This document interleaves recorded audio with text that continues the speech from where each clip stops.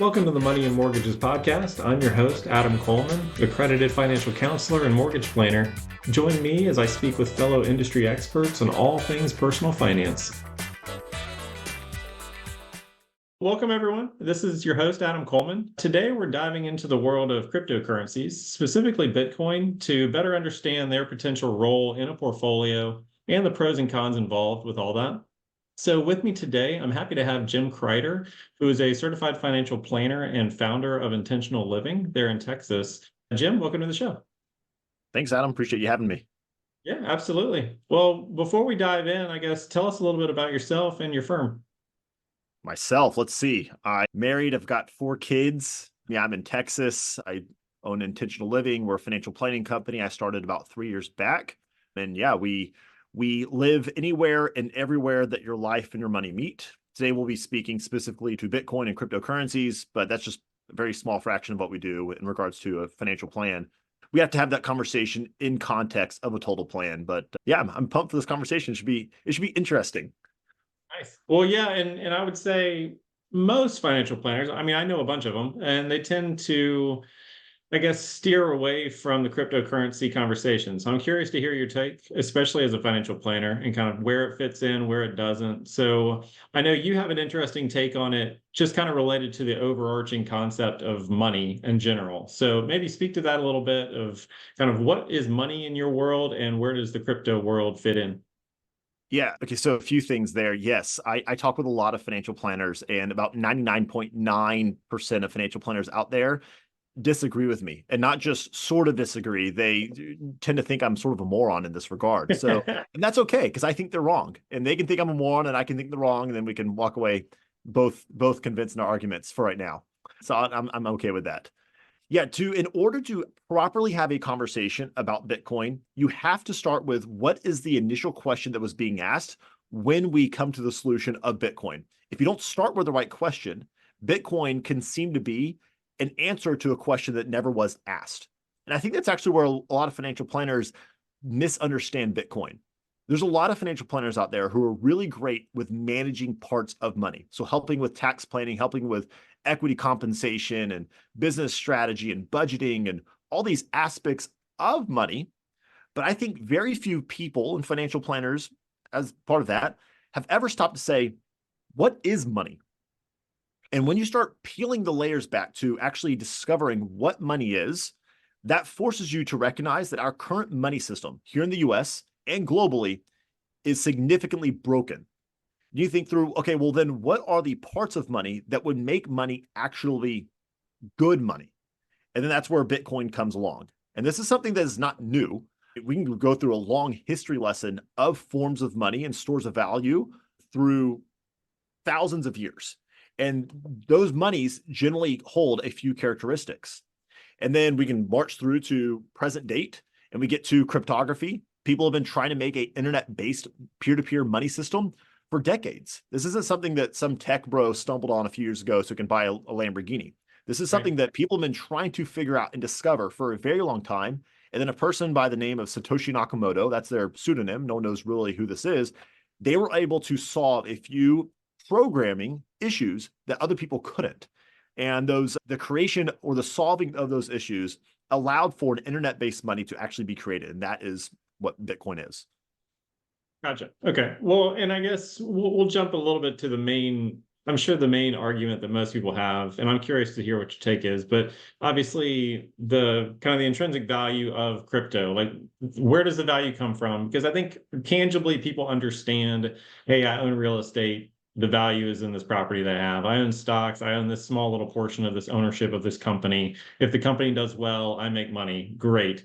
Bonds, tied to either a corporation or possibly a government. So how do you rationalize the crypto piece of it with that kind of argument? Yeah, so that goes back to what is this thing? It's not a company. It doesn't spit out free cash flows, which is an argument people put out there. Like, this doesn't create free cash flows. There's not a dividend or coupon that is being delivered from this. So why would I own it? But again, we have to go back to what is this thing itself? And in my opinion, Bitcoin is money. And money, healthy money, is a very important part of civilization. Money is a means of communicating, storing, and transferring value across space and time. So if the means of communication, storage, and transfer are broken, then the messages that which we are trying to communicate, the value that we are trying to store, and the value that we're trying to send can be eroded and hijacked very easily. So to have a sound form of money that can store, communicate, and transfer value across space and time is incredibly important. So that's where like money itself has been, I guess, represented through lots of means. So again, this can go back to like there's an island, the Yap Islands in the South Pacific. They used these huge stones called rice stones. My oldest son, his name's Atticus. Atticus is 6, and he's really interested in money these days. So actually this morning on the way to school, he was asking about the heaviest coin. And I told him about the rice stones. There was a rice stone on the Yap Islands that weighed 8,800 pounds. These stones were usually, if you procured something, maybe you purchased a house, you wouldn't actually move the stone. Everyone just know in the town that this stone now belongs to this person. Those stones were valuable and decent forms of money on that island because they were scarce. They were verifiable. So we knew that, all right, there's only so many of these things. We know that this stone is this stone. It's not a fake stone. It was durable across space and time. So it would last over a prolonged period of time. So it had a few good parts of money to it. Now, unfortunately, what happened is to the Yap people, there's a guy who came from, I can't remember if it was Scotland or Ireland, and I believe his name was O'Keefe. O'Keefe came over and found out that, oh, wow, these people have these stones, these rice stones, they think are valuable. And the reason they think they're valuable because they think they are scarce and really hard to produce. Right. What he was able to do was go to a neighboring island where these things were really plentiful, grab a whole bunch, bring them back to their island, and flood the market with them. And there was this big uproar on the island of, wait, this guy did not have to put in the work in order to procure these things. So he was able to inflate our monetary system, thus deflating the actual value of our money.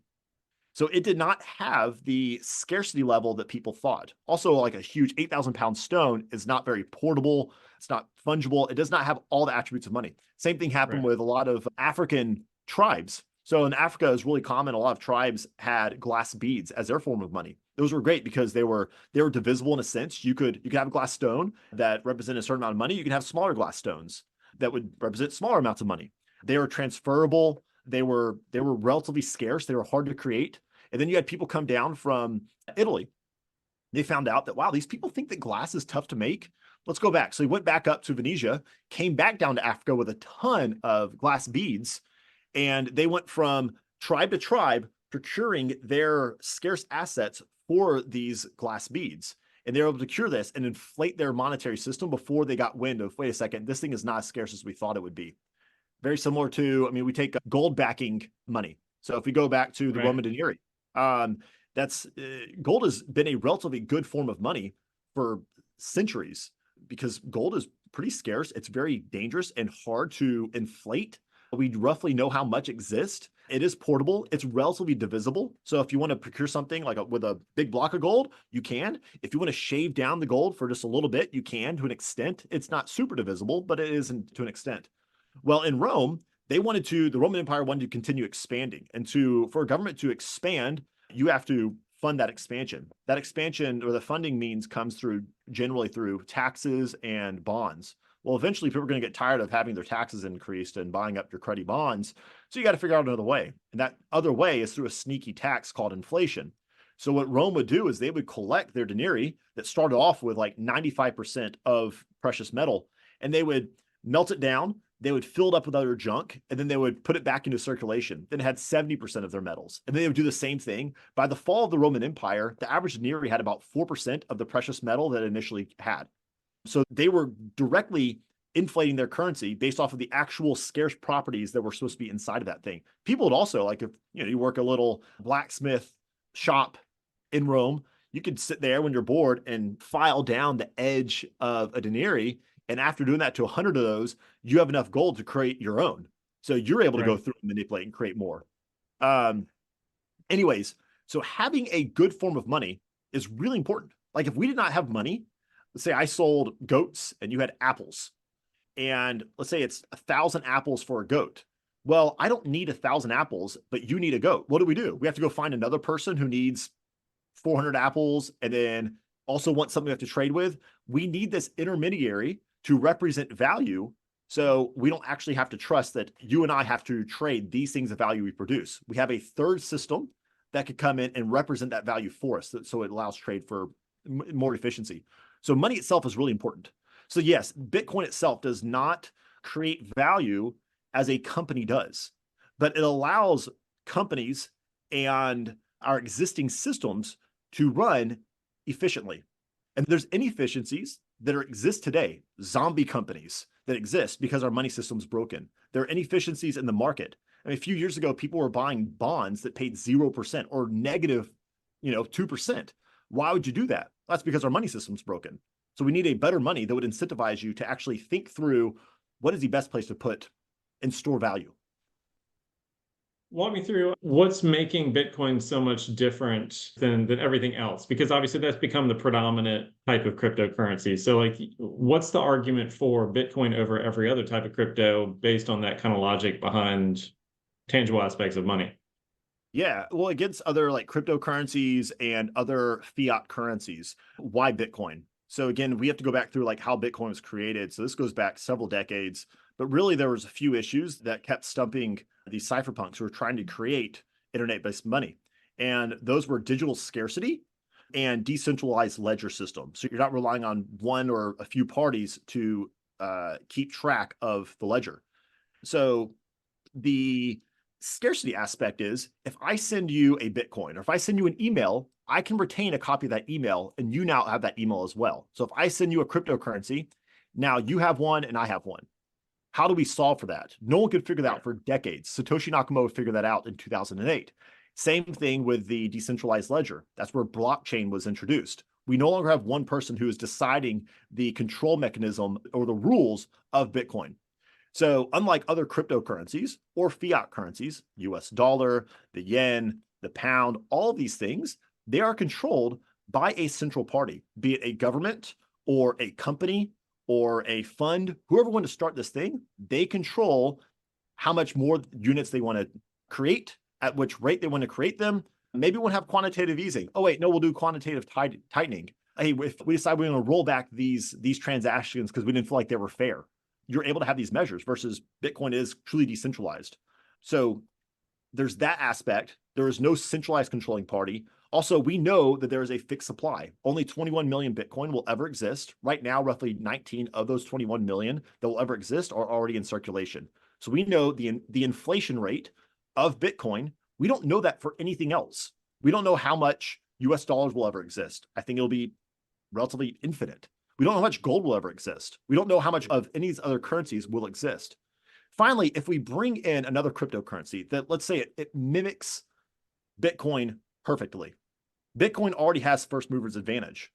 So if something else came in and said, hey, we're going to create Bitcoin 2.0, it's the exact same thing, you would have to convince a whole lot of people who are already entrenched in the Bitcoin ecosystem to switch over to your equally made thing, which you're not going to be able to do that.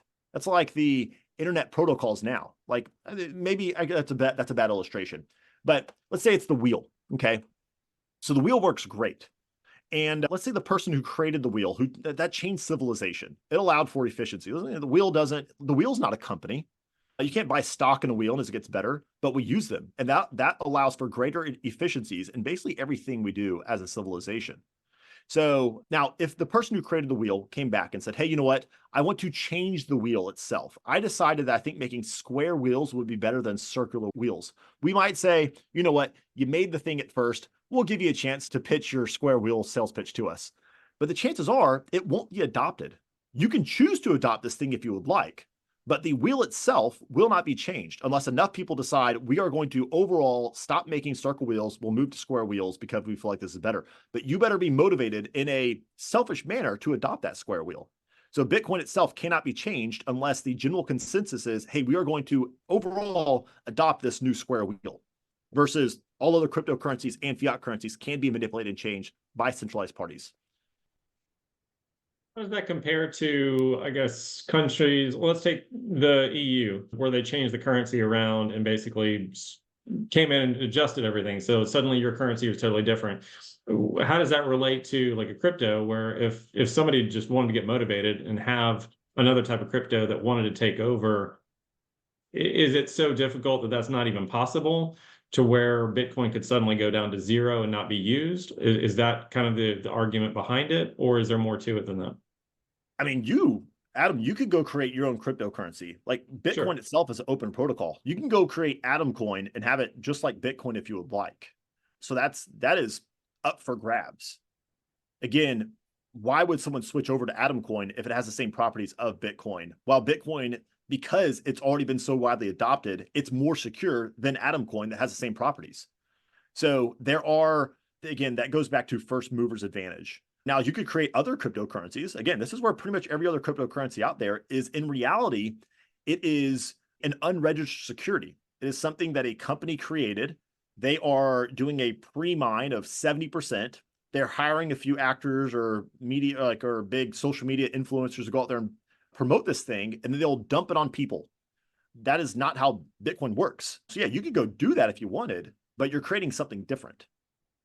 Well, I guess, and that'll be the next question, I guess. What are some of the biggest misconceptions with Bitcoin? Because obviously it's a very unknown arena for most people, I guess the average person. So what are the biggest ones that you see people have? I would say the biggest things like what if your country bans it? Then it will go to zero. I'm sure has that crossed your mind? Yeah, I mean, there's more to it than that. Than even if the country banned it, that's the whole point of the decentralized server, where that shouldn't be the major impact of it. You'd still have enough, I guess, supply and demand to where it would still maintain value. Is that the argument against that? Exactly. So Bitcoin is not kept on one computer. There's not a mainframe that has the code. It's decentralized through tens of thousands of nodes across the world. So if you ban this thing, you would have to go and ban and erase every Bitcoin node in the world at the same time. Otherwise, this thing will repopulate. That would be like, that's sort of like North Korea banning the internet.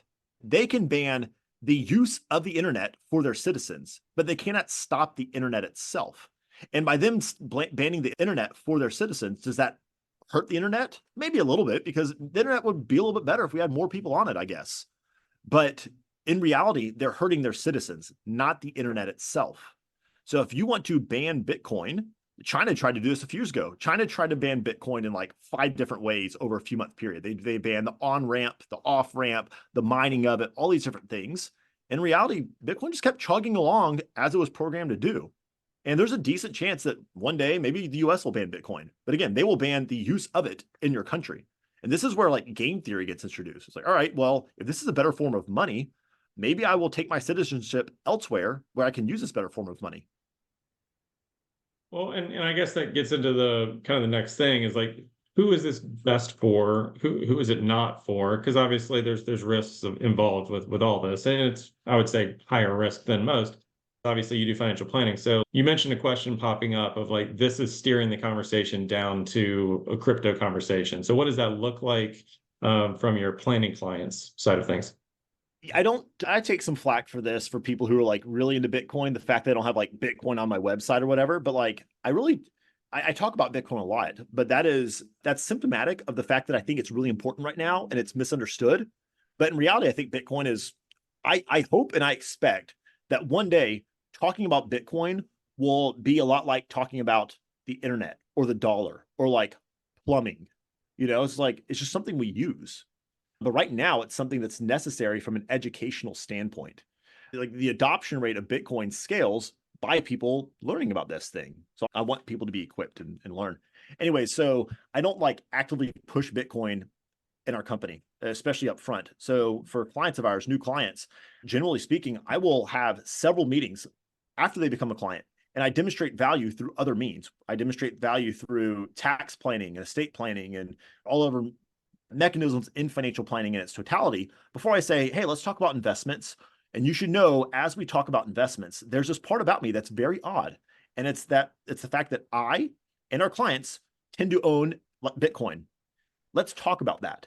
It's really important that we address why that's important. And we start with an educational foundation, because you mentioned earlier, Bitcoin is very, you said risky. I would argue that it's volatile rather than risky. But if you're going to own a volatile asset and you do not own that, or you do not understand that volatile asset, then yes, it is innately risky at that point. So we have to make sure that your ownership is rooted in conviction, and your conviction is rooted in education. Otherwise, you'll get shaken out of your conviction, and you'll get shaken out of your position. So when we introduce Bitcoin, I first allow them to air all of their thoughts. Tell me, like, what do you know about this? What have you heard? What do you understand about it? And we just get on the table. Then we talk through actually the history of money. We go through a long conversation.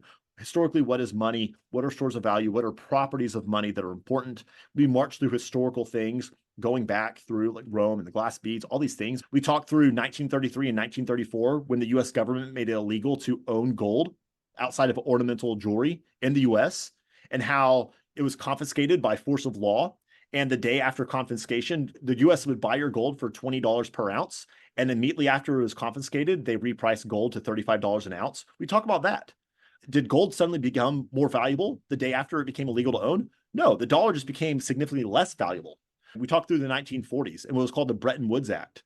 Bretton Woods Act is basically the gathering of monetary leaders around the world, central bankers, to talk through the gold standard and who's going to own gold. And they put the trust of gold ownership in the US hands. And that we talked about the abuse of that. We talked about 1971 when we defaulted as a country, defaulted on our gold position. So at that point, nothing backed our currency besides the fact that our government says that this is valuable, but there's really nothing there to back it. And at that point, everything else became a fiat currency. So we talked through those things. We have to go through the history.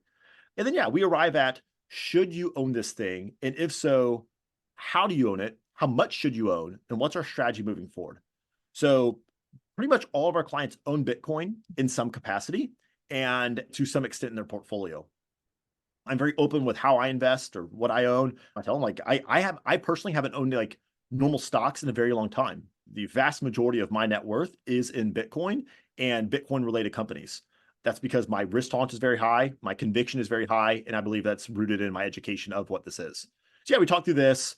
Yeah, it's something I believe is very important from a financial plan. We introduce, again, going back, you mentioned earlier, was risk and volatility. We have to talk through these things. We talked through asymmetry. Are there any, I guess, protection mechanisms that you ever try to advise clients with to kind of curb that, like whether it's like options or things like that, to kind of get more creative with any of the volatility, or is it mostly more of a buy and hold kind of strategy that you typically go through? Yeah, it's primarily buy and hold. So the way that we are able to hedge our risk is through portfolio sizing. So if this is really important, so we have to think through sequence of return risk. So Bitcoin has massively outpaced every other asset over the last decade, like by incredible orders of magnitude. Now, there were times that Bitcoin has massive drawdowns, 70, 80% in a year. If you are not able mentally to weather those volatile times, and if you are not able to go without selling during that time, maybe there's a forced selling point through, I need these monies, like, well, then you better have already thought through that before making that position. So yeah, the way we approach risk is through proper sizing of the portfolio, sequence of return risks. I am under the conviction that volatility and risk, while oftentimes highly correlated, they are not the same. So Right. Volatility is the rate and amount of frequency and rate of movement of an asset, while risk is the inability or ability to reach a stated goal. So the US dollar historically has been very low volatility. Let's say you're sitting on dollars, like they're not changing in value rapidly at all. However, let's be generous and say the inflation rate in the US has been about 3% per year. Okay. That means you are guaranteed to lose 3% of your purchasing power every single year. Now, does the safe stealing of 3% of your purchasing power, does that feel safe and low volatile for you? Certainly. It feels very comfortable. Now, is it risky? Yeah, if you sit on a pile of cash for 30 years, you just had the value of that cash just depleted by like 70%. So it is very risky while also being very low volatile. What does that look like, I guess, from the sequence of return risk? Are you just carrying more in cash equivalent, short-term things to bridge the gap, or does it look something different in your portfolios? It depends on the age of the person, future needs, when they'll like when we'll need it, how you'll need it, risk tolerance, all of these things. So yeah, if you said, "Hey Jim, I've got $1,000 and I will need exactly $1,000 1 week from now," I would tell you to keep that $1,000 in cash. It would be foolish to put it Right. in any asset to try to make it to $1,010, because if it goes to $999, then you're hosed. That as time frame gets compressed, volatility and risk become more aligned. Yeah, I mean, to offset those things, yeah, usually like, yeah, we're going to introduce maybe more cash or stocks. Generally, steer away from long duration bonds, at least right now with our bond market. But yeah, we're offsetting that in some capacity, be it less correlated assets or very low volatile assets. Do you see anything that really correlates very well to crypto, or I guess inversely as well? Like, is it match up at all, or is it pretty much its own thing? I think you're going to start seeing a decoupling. Historically, it has had a decent correlation with maybe like more risk on high growth tech stocks. I think that will be decoupled significantly. And I think we're already starting to see a decoupling of that. The thing with Bitcoin is it is the most liquid asset in the world. So if we're at a place where suddenly the market drops by 40% overnight, or suddenly you like a company has a forced liquidity event, they're going to go there to their most liquid asset, which is Bitcoin. That's a very good thing for Bitcoin, the fact that it's highly liquid. The thing is that can also lead to Bitcoin having large sell-offs in short periods because you need to grab a cash quickly. It will come from this thing. So yeah, that can lead also to it being perceived as a risk on asset. Long term, I personally think that Bitcoin is a very low risk asset over its prolonged period of time. Obviously, considering like what's your risk, what is your time horizon, those sorts of things. What are the tax implications? I know this has changed obviously over the last few years, but what are the tax implications for people investing in Bitcoin and other cryptos? Yeah, it's treated like property or stock in that sense. So Bitcoin specifically right now is treated like more as like property. So you'll be taxed as either short-term or long-term capital gains, depending on your hold period. Now there are a few at this moment, there are a few preferential tax treatments. For instance, it's not subject to the wash sale rules for tax loss harvesting. Yeah, so that's unique compared to like stocks. This goes back earlier about like general cryptocurrency versus Bitcoin itself. I would be very hesitant. I don't own other cryptocurrencies. I don't suggest that it be owned, and that's for several reasons. But one of those being, again, the way that these are created and propagated is more like a security. So I am under the impression there's a very high likelihood that one day other cryptocurrencies will be deemed as unregistered securities, and that could create a legal and tax mayhem for those who own those things.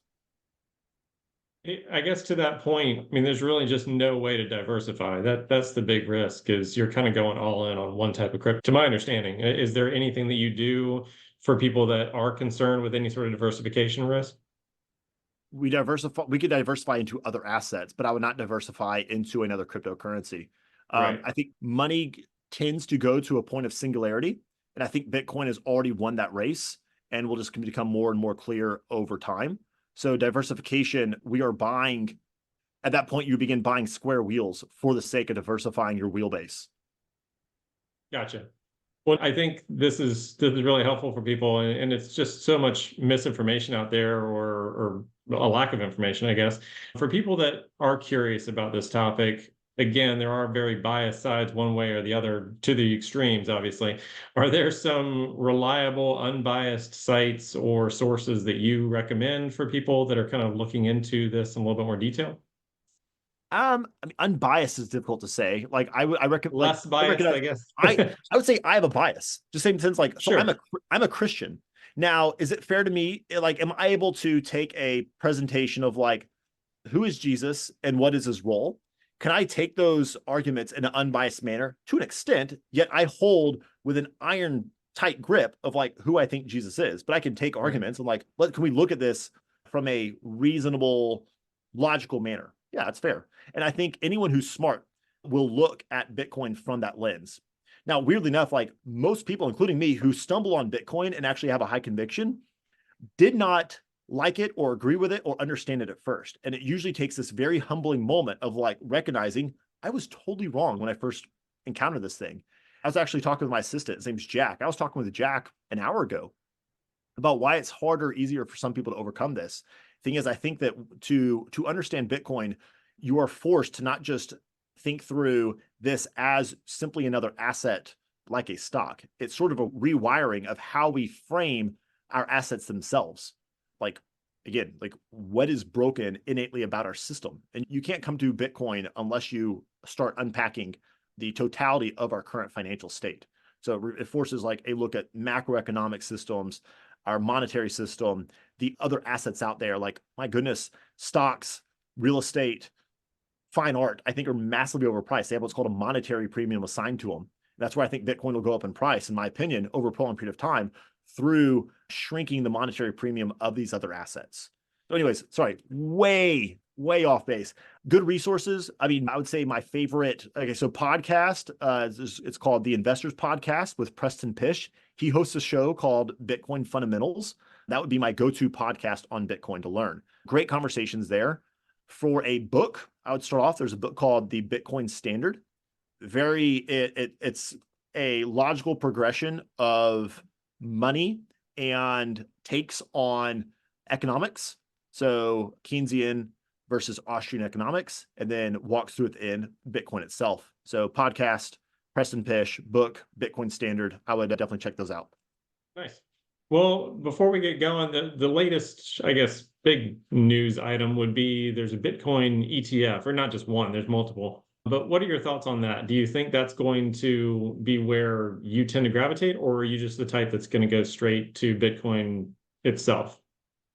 Yes. So generally speaking, I advocate to own Bitcoin directly and self-custody that Bitcoin in a self-custodied wallet. That is quite important in my opinion. Now, a lot of our clients, and personally, actually, I do have some exposure to Bitcoin peripherally through ETFs and other Bitcoin related companies. But my Right. primary basis of owning Bitcoin is to own Bitcoin directly. Now, the ETFs themselves are interesting. Like, obviously, there's a lot of hype around them. I think it is important. I think that will be yet another catalyst to making the price of Bitcoin go up over a prolonged period of time. However, I think Bitcoin is impacting Wall Street more than Wall Street is impacting Bitcoin. Wall Street is being forced to conform to Bitcoin versus Bitcoin taking on this ETF. Yeah, I think the narrative, we'll look back in 100 years and realize the narrative around this as, oh, wow, this is important for Bitcoin that the ETFs are there. I think that's going to be totally flipped on its head. And we'll realize how much Bitcoin changed our current financial system. Nice.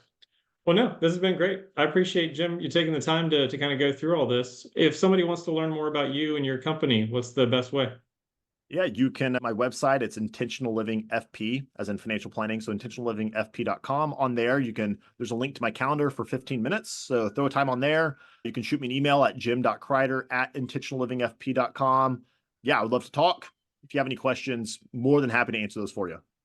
Perfect. I'll make sure to put the website on the description. And certainly, again, appreciate you taking the time. Yeah, thanks, Adam. Thanks, Jim.